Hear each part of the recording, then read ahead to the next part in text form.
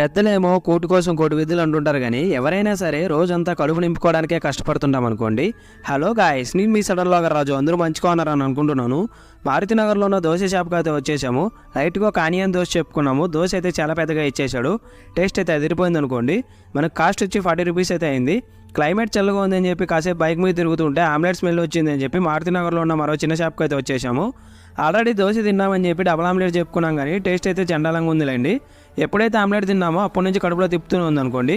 ఎలాగైనా సరే ఈ వారాన్ని తగ్గించుకోవాలని చెప్పి పక్కన ఉన్న రాయలసీమ జ్యూస్ షాప్కి అయితే వచ్చేసాము. ఎవరైనా సరే తినదరగకపోతే ఏ స్ప్రైటో ఏ పెప్సీనో తాగుతుంటారు కానీ ఈరోజు ఎలాగైనా సరే కొత్తగా ఉండాలని చెప్పి 2 నన్నారే చెప్పుకున్నాము. జ్యూస్ అయితే 30 రూపీస్ అయితే అయింది. ఫినిషింగ్ టచ్ ఇద్దామని చెప్పి 10 రూపీస్ కప్ ఐస్ క్రీమ్ తీసుకున్నాంలేండి. బహుశా మీరందరూ రోజుకి ఎన్ని రా తింటారో అనుకోవచ్చు.